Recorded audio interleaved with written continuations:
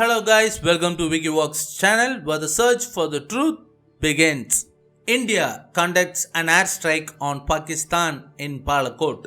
Pakistan feels threatened. Pakistan runs to China and begs for LY-80 anti-missile system and installs them in India-Pakistan border. This LY-80 is a duplicate version of the S-300 Russian air defense system. We all know that Chinese are experts in making duplicate versions. The radar in the LY-80 is IBIS 150 type radar. This missile system has been installed 140 kilometers from Indian border. But now India can easily destroy the LY-80 radar system. This can be achieved using the Rudram1 missile. What are the full details of the Rudram1 carried by the Sukhoi jet fighters? We have heard about Rudram1, but the upcoming Rudram2 and Rudram3, how will these missiles strengthen the Indian Air Force? Let us discuss in detail. World War II was happening when bombs fell from the sky, but these bombs are released by humans.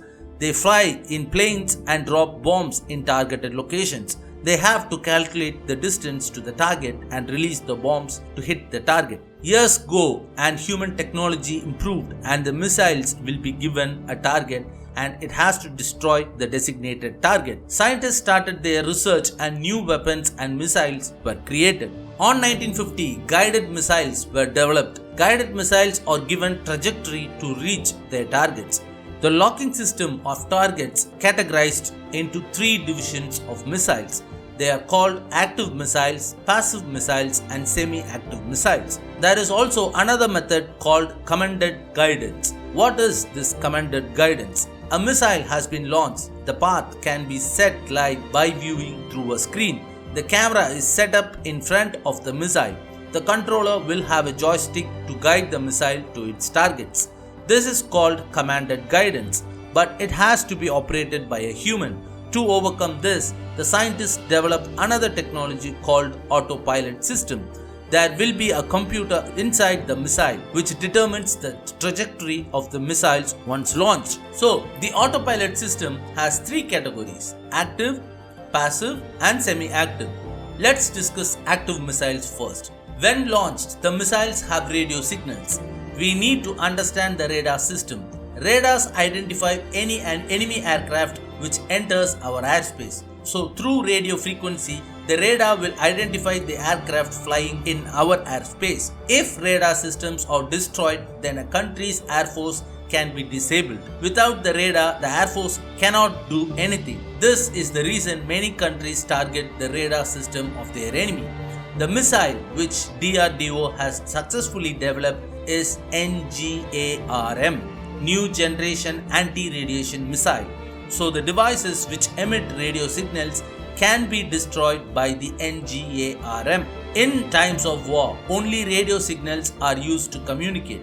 Even the communication devices can be detected and destroyed by the NGARM. When a missile with this technology is launched, it will identify the radio signals from the radar system and will destroy it. This is called active missile system. Before the launch of semi-active missiles, other missiles will be launched to a target. These missiles will emit reflected waves and this will be sent to the semi-active missiles to accurately hit the target. This is called semi-active missiles. The passive system doesn't emit radio frequencies. This system will identify the radio signals from the enemy radar and load it in the memory of the system. So, the memory of the location will guide the missile to its target. You may ask us a question: if there is active mode, why bother with passive mode? In active mode, the radio frequencies from the missiles will be emitted. So the chance of locating the radio frequency from the missile by the enemy is greatly possible. So when the missile is in the air, using radio signals, the missile could be destroyed by the enemy. This is why active radio missiles are a failure model. But the passive missile system is hard to detect. If the enemy has tracked the missile, they can't easily destroy the missile. So the passive missile system is the biggest threat to the enemies. Rudram1 is a passive guided missile. This is an air-to-surface missile. So Rudram1 can be launched from a jet fighter to destroy land-based targets. DRDO has successfully developed the missile. Rudram1 is also an air-to-air missile with active guidance system. The modified new system will be developed continuously. Rudram1 has been attached to the Sukhoi 30 MKI, which has been successfully tested. This missile can carry a weight up to 600 kilograms and more. When DRDO successfully tested the Indian-made missiles, the international community considers this as an achievement by India. The range of this missile could be 150 kilometers to 250 kilometers. This Rudram1 can easily destroy the Pakistan station Chinese LY-80 missile system. So Rudram1 range is high. It's passive mode system and it also has the INS, Inertial Navigation System composition. For example, a missile has been launched and the missile has identified the enemy targets.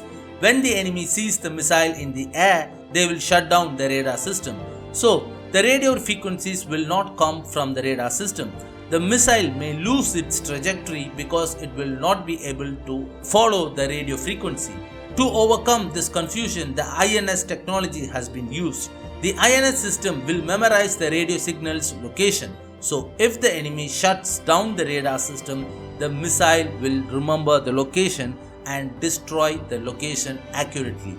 This is called the INS system. Rudram1 also has GPS technology. There is more technology in Rudram1, but that information cannot be revealed in the public platform. America has AGM-88E missile. Russia has KH-31P. Brazil has MAR-1. All these are anti-radiation missiles. These three missiles have a range of 100 kilometers. But Rudram1 initial range is 150 kilometers. There are chances the missile range can reach 250 kilometers. So Rudram1 is clearly advanced than the other three versions. DRDO has announced that there are chances they may complete testing Rudram2 and Rudram3. Rudram2 may have a range of 330 kilometers. The missile can accurately hit the target which is 330 kilometers away. Rudram3 may be a heavyweight anti-radiation missile. It may have a yield of 1.5 ton and its range may be 550 kilometers. DRDO has already developed the prototype of these missiles. We have discussed Rudram1 air-to-surface missile. The country which can develop this system can easily develop air-to-air missile system. The enemy aircraft emits radio signals. Using this signal, the Rudram1 can easily destroy any enemy aircraft and the Indian scientists are currently developing it. Rudram1 primary function is SEAD, suppression of enemy air defense. The primary objective of the Rudram1 is to completely destroy the enemy air force. When Rudram1 is launched, it is followed by cluster bombs. The cluster bombs will completely destroy the radar system of the enemy.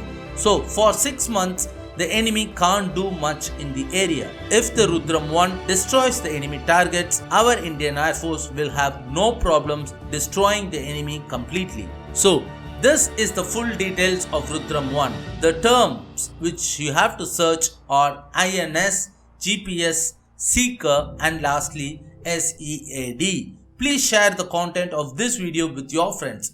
Please comment. Your comments are valuable to us. Comments about this video are most welcome. Please do subscribe and share for more content to WIKI VOX, the voice of Tamil Pokkisham. Please give a like to this video and please hit the notification icon. Nandri, Vanakkam.